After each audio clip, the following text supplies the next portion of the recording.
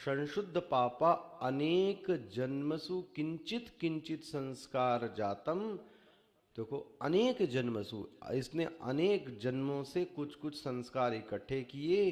तेन उपचतेन उपचितेन अनेक जन्म कृतेन, और अब उसने क्या कर दिया, सब संस्कारों को इकट्ठा करके संचित करके एक बहुत बड़ी राशि बना ली। देखो जी, और अब इसको क्या प्राप्त हो गया, संसिद्ध। देखो लिखा ना भाष्यकार ने, अनेक जन्म संसिद्ध। संसिद्ध मतलब देखो, कोई सिद्धि का अर्थ कोई मिस्टीरियस ना ले ले, रहस्य ना बना दे, तो भगवान भाष्यकार पहले ही बोलते हैं लभ्य सम्यक दर्शन। देखो ये सिद्धि है, लभ्य सम्यक दर्शन। देखो जी, वह आत्म चैतन्य के याथात्म्य रूप को क्या करता है, जान लेता है। इसको बोलते हैं सिद्धि प्राप्त करना, सम्यक दर्शन। ये कई बार शब्द आया है, अंडरलाइन कर लीजिएगा। तो ऐसा जब वह सम्यक ज्ञान प्राप्त कर लेता है तो क्या हुआ, ततो याति। अब उसके बाद सब कुछ तो हो गया, इसको आत्मज्ञान भी हो गया अब तो, क्योंकि लभ्य सम्यक दर्शना। क्यों हो गया, इसके किलबिश निकल गए, एक जन्म में निकले, अनेक जन्म में और निकल गए। ततो याति पराम गतिम। ओहो, अब ये ऐसी गति को जाता है जहां से आना और जाना नहीं होता है। देखो अब बार बार जन्म, बार बार मरण, ये सब आना जाना छूट गया, दुखों से तो छूट गया। देखो इसको कौन सी गति बोले, पराम गतिम। अब यहां आने की इसको कोई आवश्यकता ही नहीं है, क्योंकि इसको जो आनंद चाहिए था वो आनंद क्या हो गया, इसको प्राप्त हो गया। स्पष्ट हो गया ये श्लोक पूरा। खूब सारे प्रयत्न किए, अब सब उसके किलबिश निकल गए। यह प्रोसेस में एक नहीं अनेक जन्म लगे, और अनेक जन्मों के उसके पुण्य कर्मों का सब संचय हो गया, सभी साधनाओं का संचय हो गया, और सम्यक दर्शन प्राप्त हो गया, संसिद्धि मिल गई। और अब क्या हो गया, गया कहाँ, पराम गतिम। स्पष्ट हो गया। और अब भगवान इस श्लोक में कंक्लूड कर देते हैं, कायदे से तो इसी श्लोक में कंक्लूड कर दिया। क्या शब्द बोलते हैं, भाव। पीछे से खोलो, क्या बोलते हैं, अर्जुन भव। मिल गया, अर्जुन भव, अर्जुन बनो। पूरे अध्याय का सार दे रहे हैं। देखो, मानो कि अर्जुन पूछता है क्या बनूं, भगवान क्या बोलते हैं, योगी भव, योगी बनो। देखो कितना, ये संस्कृत में इसको बोलते हैं लोट लकार की धातु है। भगवान कोई आदर और विनय से बात नहीं कर रहे हैं, गुरु विनय से नहीं करता, आदेश देता है, ऐसा करो और ऐसा मत करो। ये कौन कहता है, गुरु कहता है। वो आपसे पूछता नहीं है कि आपको क्या अच्छा लगता है, क्या नहीं अच्छा लगता, ये नहीं पूछता, अधीन नहीं है ना। तो गुरु तो लोट लकार में ही बात करता है। लोट लकार मतलब आदेश देता है। भव, जैसे माता पिता क्या बोलेंगे, करो। भगवान क्या बोलते हैं, भव। क्या भव, योगी भव, योगी बनो अर्जुन। देखो जी, कौन से योगी बनो, देखो बहुत सुंदर श्लोक है। देखिए, तपस्विभ्यो अधिकः योगी। महाराज इस संसार में बहुत तपस्वी मिलते हैं। भगवान बोलते हैं उस तपस्वी से भी बढ़िया कौन है, योगी। योगी मतलब समझते, योगी मतलब ध्यायी। देखो इसमें भगवान भाष्यकार ने लिखा होगा, योगी मतलब ध्याई। ध्याई मतलब जो ध्यान करने वाला साधक है। मिल गया? योगी मतलब का क्या लेना? ध्याई। ध्याई मतलब ध्यान करने वाला साधक। तुम ध्यान करने वाले साधक बनो। देखो, छठा अध्याय ध्यान का ही है ना। भगवान इसीलिए कहते हैं तपस्वियों से बड़ा कौन है? तपस्विभ्यो अधिकः योगी। योगी मतलब ध्याई। तपस्वियों से बड़ा कौन है? ध्याई। वरा तपस्या तो आपने देखा ही है। कैसी तपस्या? क्या हो सकती है तपस्या?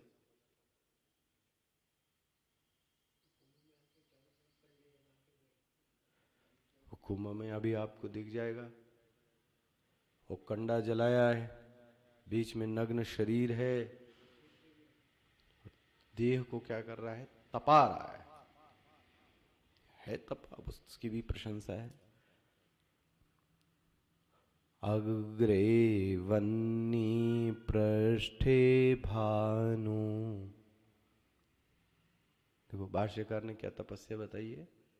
ऐसे साधु लोग करते हैं। अग्रे वन्नी पृष्ठे भानु रात्रौ चुबुक समर्पित जानु। क्या श्लोक का अर्थ हुआ? अग्रे वन्नी, क्या जला लिया है आगे? आग। नंगा है, दोपहरिया में तप रहा है, और उसमें भी अपने आगे आग जला रखी है।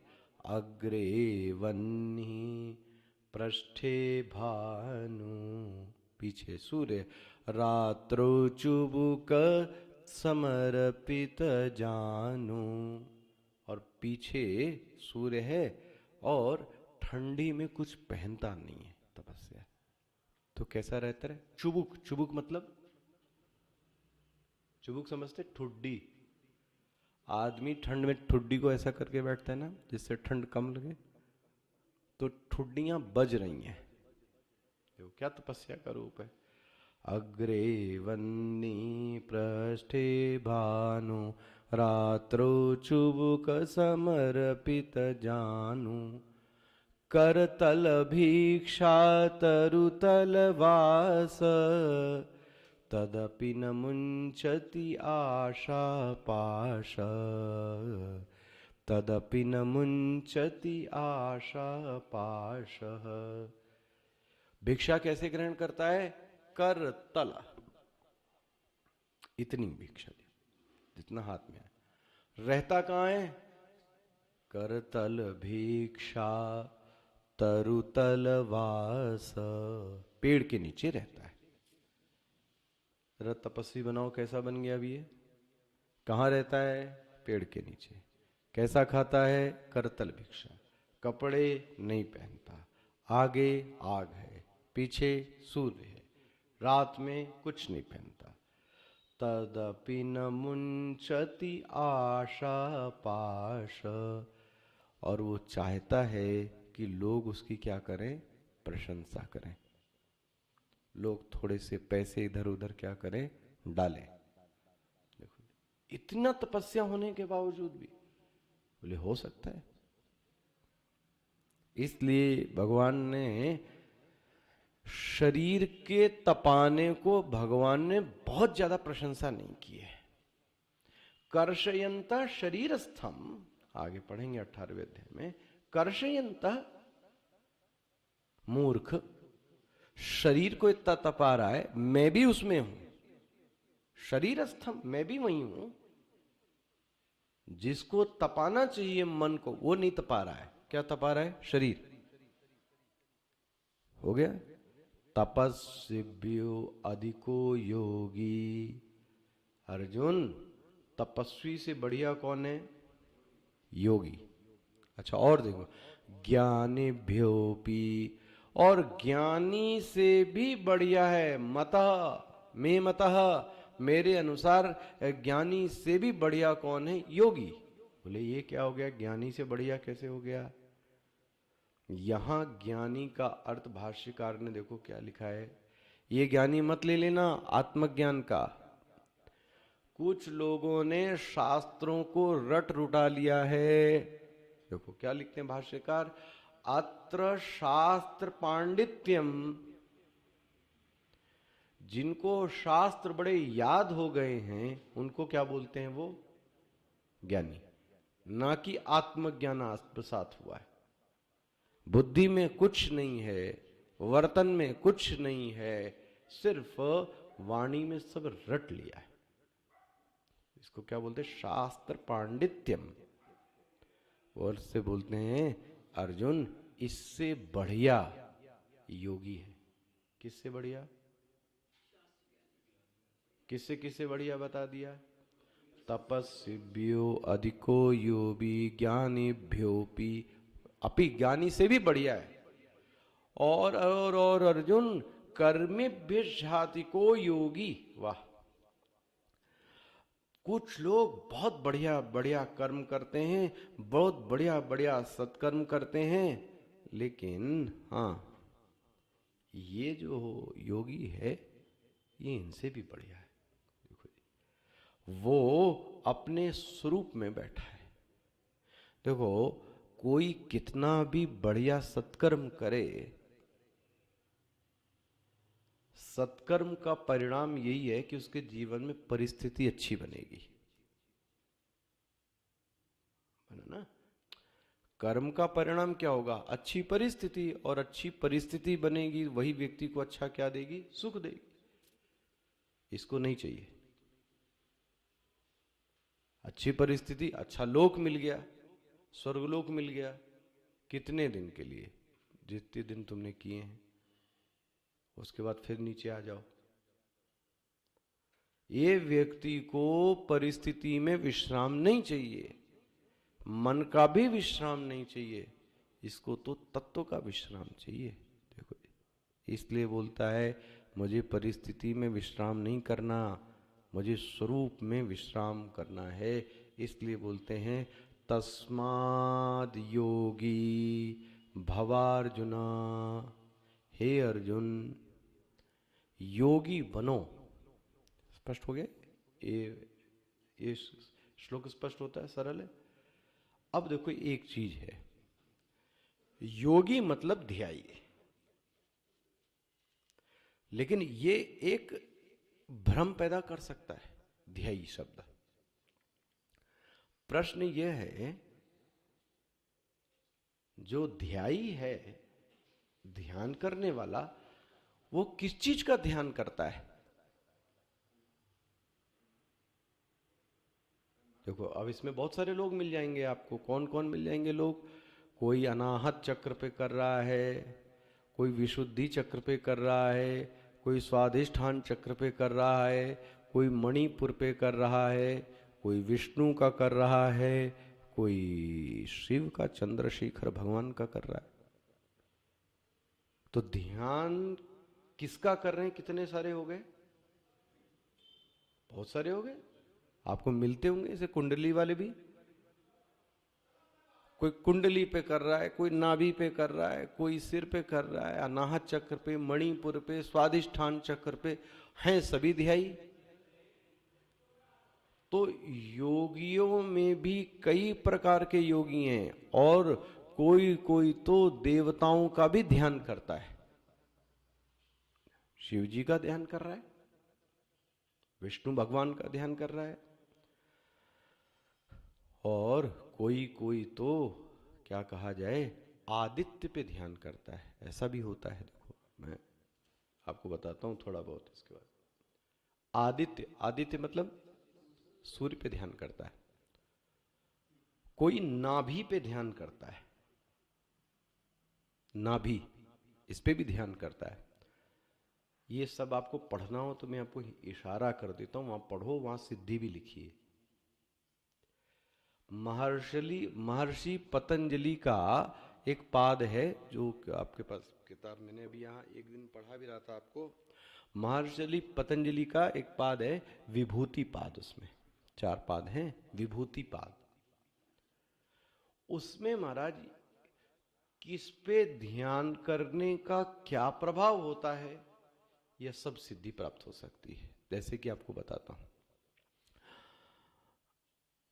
विभूति पाद में देखो क्या है, वहां संयम शब्द जो लिखा गया है, थोड़ा सा और ले आइए अपने दिमाग में, जो संयम शब्द पतंजलि योग सूत्र में महर्षि पतंजलि ने लिखा है, वो वहां पे क्या चीजें, 3 चीजों का विषय एक होना चाहिए। कौन कौन सा? ध्यान, धारणा और समाधि जब एक विषय पे होती है, त्रयम एकत्र संयम। संयम की परिभाषा देखो, त्रयम, त्रयम मतलब 3, कौन कौन सी? ध्यान, धारणा, समाधि, एकत्र, एक ही विषय पर जब ये तीनों होती है तो उसको क्या बोलते हैं? संयम। और जब ऐसा होता है तो क्या मिलता है इसको?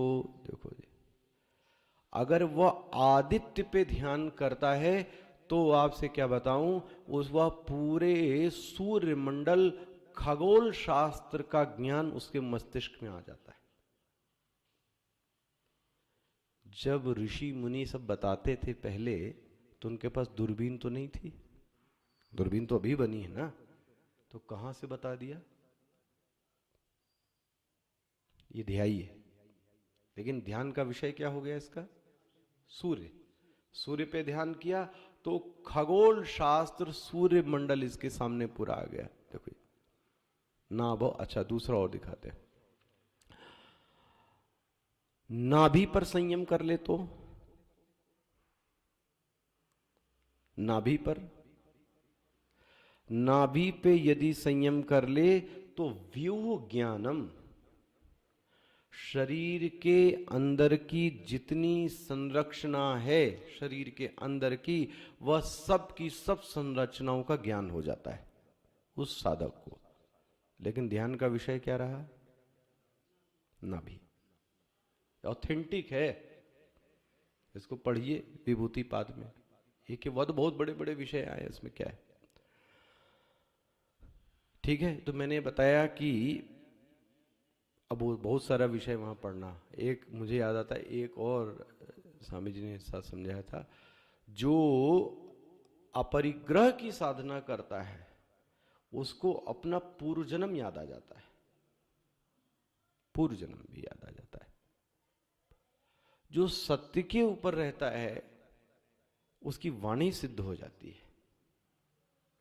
सत्य सुनना पसंद है, सत्य बोलना पसंद है, सत्य के पीछे ही रहता है, वो उसकी वाणी सिद्ध हो जाती है। ये देखो बहुत सारी चीजें आप तो पढ़िए वहां।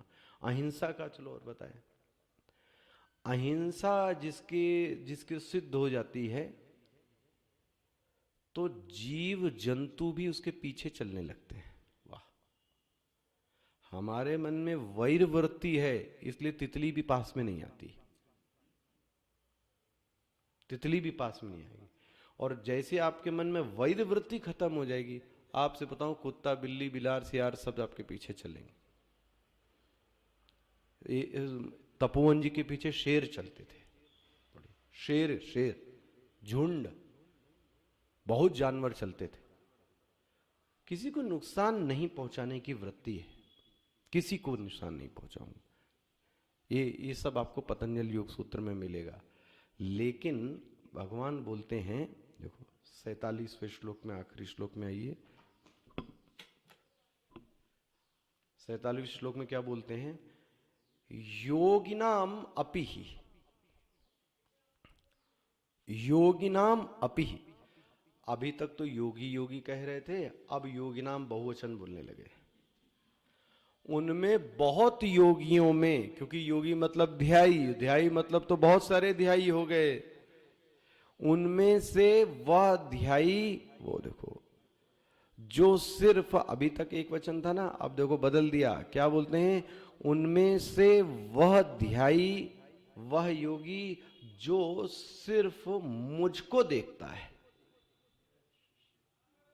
मुझको देखता है मतलब क्या हुआ? जिसके ध्यान का विषय मैं हूं। देखो जी, मैं का अर्थ क्या हुआ? जगत का अधिष्ठान। बहुत सावधानी से सुनिएगा। जगत का अधिष्ठान जिससे सृष्टि उत्पन्न होती है, जिससे सृष्टि की स्थिति है, जिससे सृष्टि में लय होती है, वह मैं है। अच्छा देखो, वही स्वप्न जगत का उदय किससे हुआ? मुझसे हुआ। स्वप्न जगत स्थिति बनी हुई है किसके कारण? मेरे कारण। और स्वप्न जगत का लय भी किस में होगा? मुझ में होगा। यह है मैं। इसी तरह से वह जगत को क्या देखता है? वह जगत को क्या देखता है? पूरे जगत की उत्पत्ति, जगत की स्थिति, जगत का लय किस में हो रहा है? मुझ में हो रहा है। इसको बोलते हैं मैं। इस पर जो ध्यान करता है, ध्यान रखना, इसको ध्यायी बोल रहे हैं यहां। इसलिए श्री भगवान ने क्या बोला? मत गतेन अंतरात्मना। देखो भाष्यकार क्या लिखते हैं? योगिनाम अपि सर्वेशम। कुछ लोग, योगी लोग तो रुद्र आदित्य ध्यान प्राणाम, कुछ लोग तो किसी रुद्र पे ध्यान करते हैं, कुछ आदित्य पे करते हैं। ये किस पे करता है? मयि वासुदेवे समाहितेन अंतरात्मना अंतःकरणेन। वाह, यह तो सिर्फ मैं आत्मा पे ध्यान कर रहा है। अर्जुन, जिन्हें अर्जुन देख रहा है उनका वास्तविक स्वरूप क्या है? बोले वो मैं बताता हूं अर्जुन। मैया सक्त मनाह पार्थ। 7वें अध्याय में प्रवेश कर गए, यहीं से जुड़ता है। मद गतः, यह जो शब्द है यही 7वें अध्याय को जन्म दे देता है। इसकी प्रसूति यहीं से हो गई। जो मदगत शब्द आया है, मैं कौन हूं? मुझ में जो अपना मन दे देता, मैया सक्त मनाहा। अर्जुन के मन में यह जिज्ञासा हुई कि मैं कौन हूं। आपने अभी भी बोला इस अध्याय में, तो मैं आप पर ध्यान करना चाहता हूं। भगवान बोलते हैं यथा माम ज्ञास्यसि, जैसा मैं हूं मैं तुमको बताता हूं। तच्छृणु, ये कहां मिल रहा है आपको? 7वें अध्याय का पहला श्लोक। यथा ज्ञास्यसि तच्छृणु, मैं तुमको बता रहा हूं मैं कौन हूं। क्योंकि यहां क्या बोल दिया? मदगतः। देखो जी, अहम कृष्णस्य जगतः, पूरी सृष्टि मुझ में ही से निकलती है। अहम कृष्णस्य जगतः, जगतः मतलब कृष्णस्य मतलब मैं ही जगत का क्या हूं? कारण हूं। मैं ही इस जगत का उपादान कारण हूं। दुनिया का लय मुझ में ही होता है। ओहो, दुनिया मुझ में से ही निकलती है। जैसे कि घट निकलता किस में है? मिट्टी में से। और लय भी किस में हो गया? मिट्टी में। लहर निकली किस में? जल से। लय किस में हो गई? जल में। इसी तरह से यह पूरा का पूरा जगत मुझ में से निकला और मुझ में ही क्या हो गया? लय हो गई। ये बोले मैं हूं, जो मेरा ध्यान करता है। मेरा मतलब समझ गए? मैं। मानो कि अर्जुन ने प्रश्न उठाया, भगवान मैं आपका ध्यान करना चाहता हूं। भगवान बोलते हैं यथा ज्ञास्यसि, चलो मैं तुमको बताता हूं। तो यहां से कौन सा अध्याय चालू हो गया? 7वां। तच्छृणु, अब तुम सुनो। अभी तक तो मैं ध्यान के बारे में बता रहा था। 7वां अध्याय भगवान बोलते हैं मैं अपने बारे में तुम्हें बता रहा हूं। मद गतेन। तो